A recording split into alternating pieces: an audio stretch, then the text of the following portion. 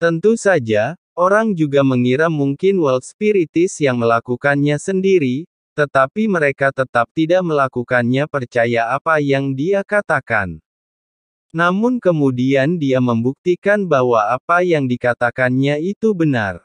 Beberapa orang benar-benar menemukan kekuatan yang kuat satu demi satu, dan beberapa telah menemukan harta karun yang kuat. Sontak, kabar ini mengejutkan seluruh dunia pencak silat. Lagi pula, dibandingkan dengan zaman para dewa, kekuatan yang saya tidak tahu apa itu, dan legenda bahwa Anda bisa menjadi dewa dengan naik ke puncak. Harta dan kekuatan yang tersebar di seluruh dunia seni bela diri yang luas itu asli dan memiliki peluang besar untuk memperoleh manfaat. Jadi orang-orang kuat dari semua sisi meminta jimat khusus yang dibuatnya kepada spiritualis dunia. Namun ahli spiritual dunia kuno mengatakan bahwa jimat yang ia ciptakan sangat langka dan membutuhkan banyak waktu dan tenaga. Oleh karena itu, kami tidak akan memberikannya begitu saja, maka kami akan menjualnya. Yang juga dijual adalah kompas buatannya. Tapi apakah itu kertas jimat atau kompas, keduanya sangat mahal. Seperti kata pepatah, kekayaan bisa ditemukan dalam bahaya, namun banyak orang yang masih rela mengambil risiko dan mengeluarkan harga tinggi untuk membeli jimat dan kompas tersebut. Namun belakangan orang mengetahui bahwa mereka telah dibodohi. Tepatnya, mereka akhirnya tahu mengapa orang yang menemukan rahasia tersebut tidak menyimpannya untuk dirinya sendiri tetapi mengumumkannya kepada publik. Apa yang dia katakan itu benar. Memang ada kekuatan atau harta karun di ujung setiap penghalang yang tersembunyi. Namun dia tidak mengatakan bahwa kekuatan dan harta karun itu dilindungi oleh formasi yang kuat. Dan tergantung pada kekuatan-kekuatan dan harta karun, kekuatan formasi pelindung juga akan berbeda. Pasukan dari seluruh kekuatan tidak mendapatkan harta karun tersebut, namun mengalami kerugian besar. Banyak anggota klan yang tewas. Beberapa orang bahkan menemukan bahwa harta karun yang relatif mudah diperoleh ternyata diambil oleh para spiritualis dunia misterius. Tiba-tiba, nama Qin Jiu menjadi terkenal.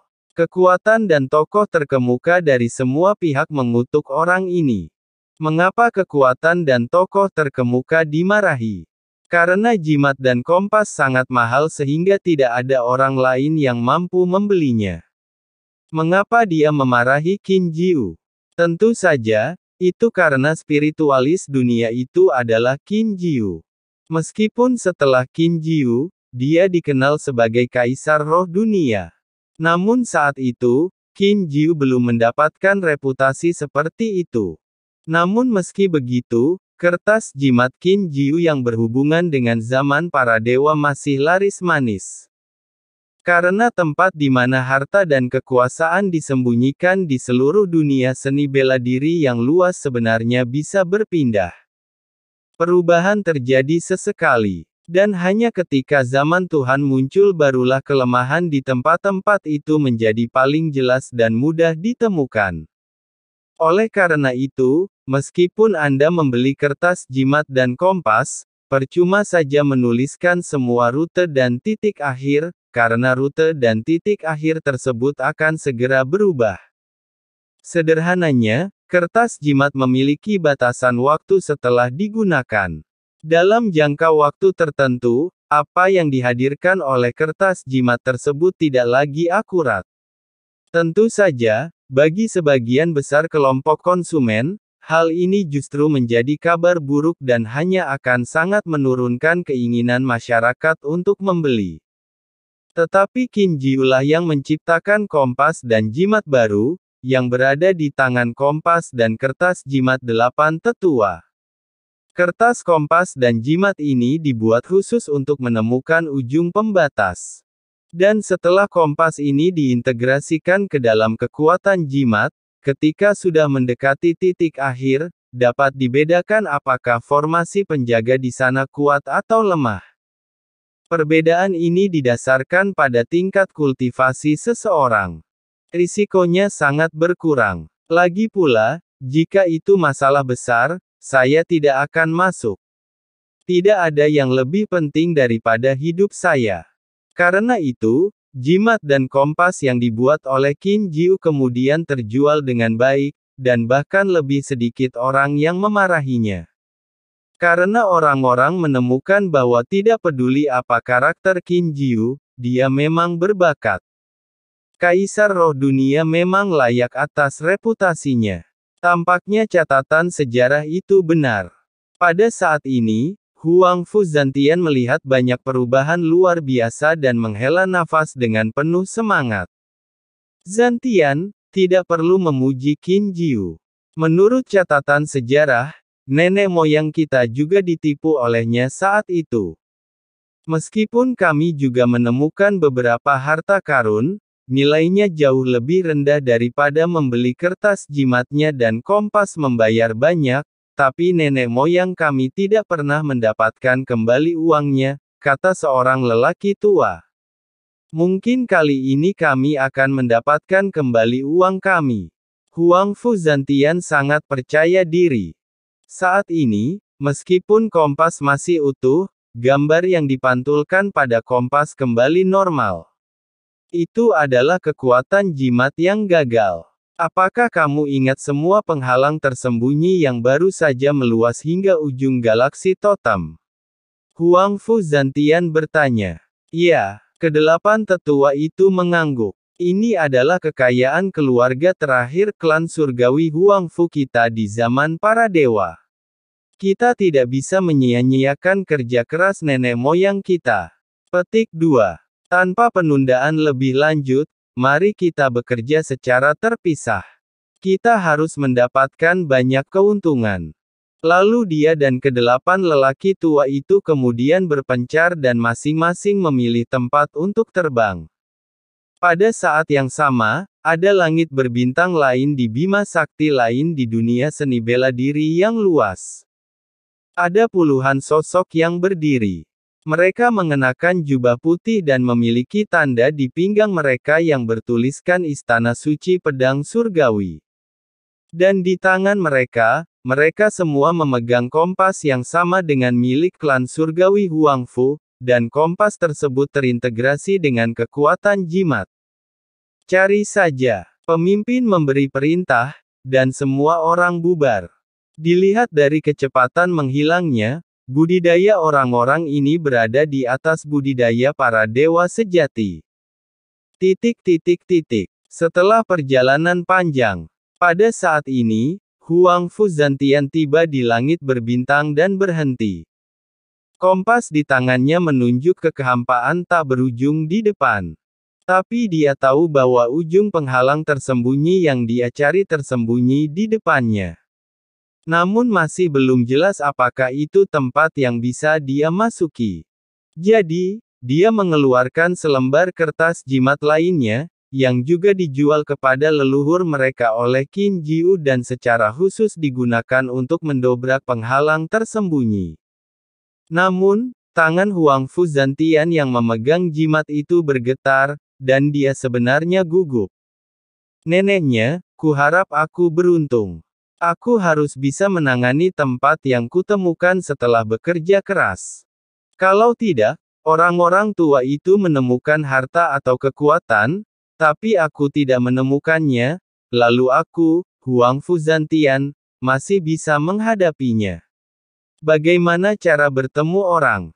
Dengan ini di mulutnya, Huang Fu Zantian masih memindahkan kertas jimat, dan segera kertas jimat yang awalnya lembut menjadi setajam pisau tajam.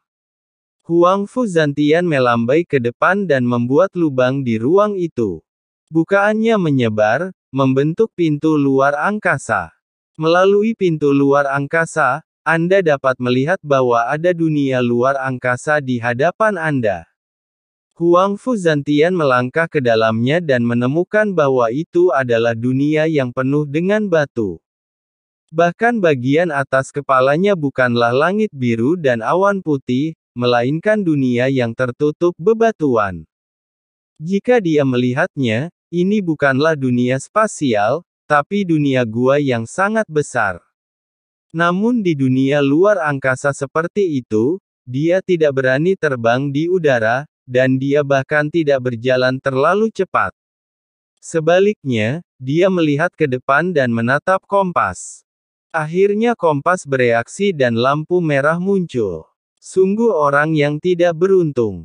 Melihat lampu merah muncul, wajah Huang Fu Zantian berubah menjadi hijau. Kompas ini terikat pada nafasnya sendiri, dan warna merah menandakan bahwa bahaya di sini berada di luar tingkat kultivasinya sendiri. Roh dunia Kaisar, roh dunia Kaisar Agung, saya selalu mengagumi Anda. Tidak peduli apakah Anda telah menipu klan surgawi Huang Fu kami atau tidak, saya pribadi sangat mengagumi Anda. Tetapi hari ini, saya harus berurusan dengan wajah Huang Fu Zantian. Saya akan sangat memalukan untuk kembali seperti ini. Bagaimana saya, jenius kedua sejak berdirinya klan Huang Fu Tian, masih main-main di masa depan? Tanda tanya. Kekuatan jimatnya salah.